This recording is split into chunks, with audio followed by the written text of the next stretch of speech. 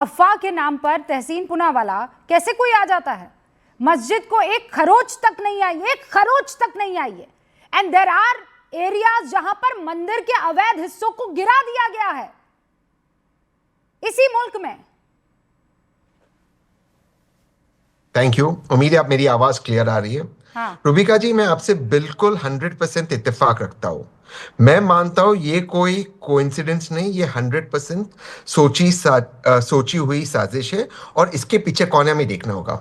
ये क्या राज है रुबिका जी कि दिल्ली जैसे शहर में जहां की पुलिस मैं मानता हूं दुनिया के सबसे बेहतरीन पुलिस फोर्स में से ऐसी लीडरशिप है। मुझे लगता है कमजोर मनमोहन सिंह जी और चिदम्बरम जी की लीडरशिप है कि दो बार दंगे हो गए दिल्ली में, इंटेलिजेंस फेलियर। इसके बाद बम ब्लास्ट हो गया रेड फोर्ट, इसी इलाके के अंदर इंटेलिजेंस फेलियर। अब ये बात हो जाती है इंटेलिजेंस फेलियर। ये कैसे कमजोर चिदम्बरम, सुशील कुमार शिंदे जैसे गृह मंत्री, काश अमित शाह जैसे टफ गृह मंत्री होते, एक भी इंटेलिजेंस फेलियर नहीं होता। ऐसे कौन है ये सरफराज मियां, खालिद, कौन है ये लोग? इनको पकड़ते अमित शाह जी जेल में डालते। लेकिन कमजोर है ना, मनमोहन सिंह जी की सरकार है, मोदी जी की सरकार होती तो दिल्ली बदल जाता, ना दंगे होते, ना बम ब्लास्ट होता, किसी के लिए रिस्पॉन्सिबल नहीं। अब हम आते दूसरी चीज के ऊपर। मैं सुप्रीम कोर्ट का जजमेंट पढ़ रहा था बुलडोजिंग पर। मैं से इसे कोई अगर कुछ गलत हुआ उस पर कार्रवाई होनी चाहिए, लेकिन सुप्रीम कोर्ट का जजमेंट कहता है रात को या अर्ली मॉर्निंग कार्रवाई नहीं होनी चाहिए। बहुत क्लियर है। तो फिर रात को कैसे चले गए ये लोग कार्रवाई करने के अंदर? तीसरी, जब आप जाते हो कार्रवाई करने के, आपको पता है कि वहां पर एक सेंसिटिव एरिया है, वहां पर बॉम्ब ब्लास्ट हुआ है, वहां पर मुसलमानों की संख्या ज्यादा है और वहां पर एक मस्जिद है।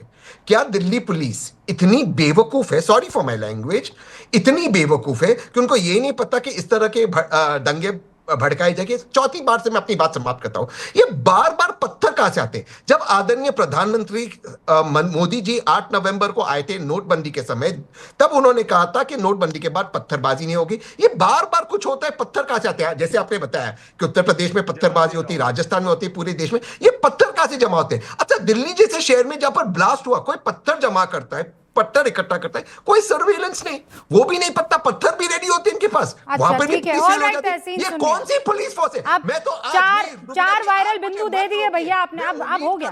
अमित शाह जी गृह मंत्री। हाँ ठीक है, अब इसका जवाब ले लेते। मैंने किसी को नहीं टोका, अब आपने बोल दिया। अब उम्मीद करते हैं कि आपका जो, हाँ, ये वायरल हो जाए, उम्मीद करते हैं। ठीक है, हर्षवर्धन जी यहाँ पर मौजूद हैं, मेरे दो और मेहमान, उसके बाद तहसीन पूनावाला। यू कैन तहसीन पूनावाला को काउंटर कर सकते हैं प्रदीप भंडारी चाहें तो।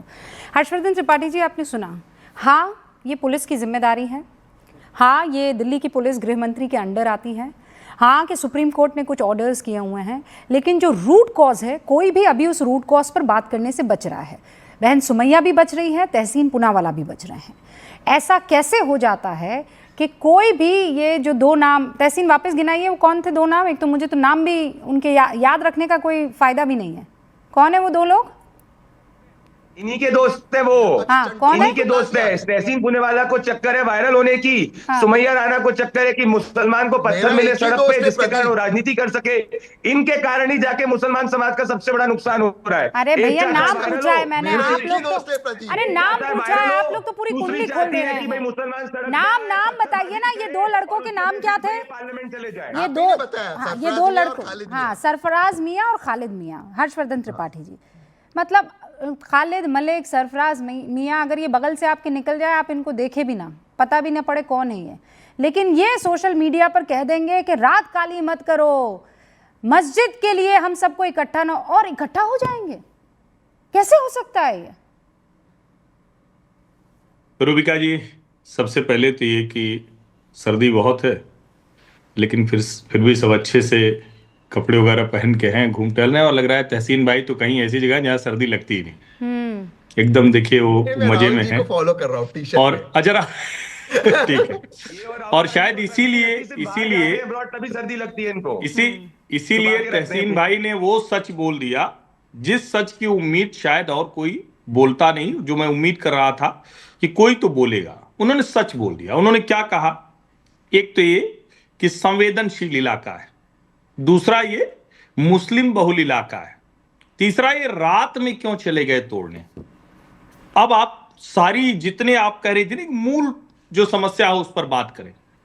क्या दुर्भाग्य हो गया है कि इस देश में मुसलमानों के इलाकों को मुस्लिम बहुल कहते ही संवेदनशील कह देते हैं, और मैं कई बार पहले भी कह चुका हूं, मतलब पिछले 1 दशक से अधिक समय से तो मैं कह ही रहा हूं, मुस्लिम इलाका हो, हिंदू इलाका हो, चाहे जो इलाका हो, जहां पुलिस की जीप बिना रुके पार न कर पाए, ऐसे सारे मोहल्लों को तोड़ के उनकी सड़क चौड़ी कीजिए।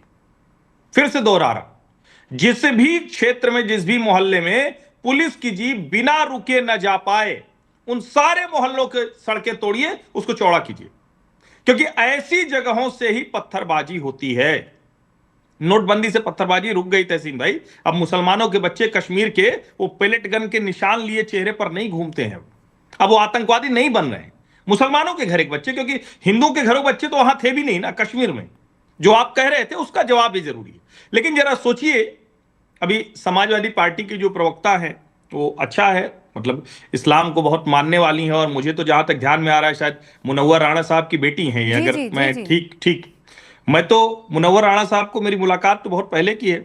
मैं देहरादून एक अखबार में था, तो उनके साथ हमने, तब वो सिंधु पर कविता लिख रहे थे, क्योंकि आडवाणी जी सिंधु महोत्सव कराते थे, तो उस वक्त भारतीय जनता पार्टी के शीर्ष नेतृत्व के साथ मुनव्वर भाई बहुत नजदीकी थे, मतलब बहुत ज्यादा नजदीकी थे। मैं तो चूंकि उसका गवाह रहा हूं इसलिए मैं जानता हूं। तो उन्होंने इत्तेफाक से, और वो अब बहुत सुन तो अच्छे लीजिए, दिन थे। अरे सुमैया जी, मैं अटल बिहारी अरे वाजपेयी जी मैंने कर तो रहे आपको थे। कुछ कहा है, मैं तो सिर्फ संदर्भ बता रहा हूँ, सुन तो नहीं कर रहे थे। अरे सुन तो लीजिए, आप तो मैं बिल्कुल आपको वो भी परेशान। याद दिला रही हूँ, आप कुछ याद दिला रहे थे। नहीं, मैं तो नाम ही ले रहा हूँ ना। देश की गाथा है, उसमें किसी पार्टी की गाथा नहीं है। उस देश के लिए, उस देश के विभाजन का दर्द है, उस सिंधु वाली जो उनकी कविता है उसमें। बिल्कुल जानना चाहिए दर्शकों को, अगर तो वो ये जानते हैं कि भारतीय जनता मुनव्वर पार्टी राणा, सरकार थी और वो मुनव्वर राणा तो उसमें ये सिंधु भी की जानना चाहिए पीड़ा कि वो को देश के लिए समझते थे। मुनव्वर राणा सिंधु की विरासत को समझते थे, और आज उनकी बेटी सुमैया राणा वो क्या कह रही हैं जरा सोचिए। उन्होंने रूबिका जी के साथ शो में कह दिया कि अकबर नगर के बच्चे जब उनको तोड़ा जा रहा था, नहीं बताया इन्होंने अकबर नगर में जिन हालात में वो लोग रह रहे थे, और वहां से जो लोग गए हैं, कहां गए हैं, उनको घर कहां मिला है, जरा बताइए, तब डिबेट में आगे बढ़ेंगे। सुमैया जी, जरा डिबेट आज अच्छे से कर ले।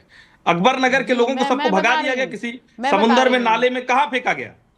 अकबर नगर के लोगों को जहां से विस्थापित करके भेजा गया है, 7 लाख रुपए में 300 स्क्वायर फीट का जगह देकर, उसमें जो लोग उसको अफोर्ड कर पाए वो गए, और जो नहीं कर पाए वो आज भी छप्पर और टीन के नीचे जो भी आपने बताया। अब रूबिका जी, फिर आप अतिक्रमण कहकर निकाल दीजिएगा। अब रूबिका जी, मैं जरूरी बात बोल दूं, मैं बता रही हूं, अकबर नगर से जो विस्थापित हुए उनको बाकायदा फ्लैट में घर दिया गया है, समझिए इसको आप। 7 लाख जो झुग्गी झोपड़ी में, 7 लाख रुपए में कीड़े मकोड़े की तरह जीवन था, स्क्वायर फीट की जगह दी गई है, पाइपलाइन थी, न कुछ था, कूड़े का पहाड़ था, गंदगी थी, बीमारी थी, मुसलमानों के घर के बच्चों का कोई जीवन नहीं था, उनको फ्लैट में घर दिया गया है।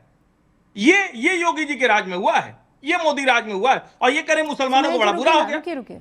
नहीं सुमैया जी, लगातार आप कमेंट्री करेंगी तो कैसे चलेगा, आप रनिंग कमेंट्री करें, सबके बीच में बोल रही, थोड़ा तो धैर्य रखिए। मुनव्वर भाई की बिटियां हैं आप, क्या वो शेर सुनाया करते थे, हम तो उनके बड़े कायल हैं जो है, हालांकि बाद में वो भी कई चीजें इधर उधर किए, लेकिन मैं तो सिंधु वाला याद दिया है कि विरासत क्या है।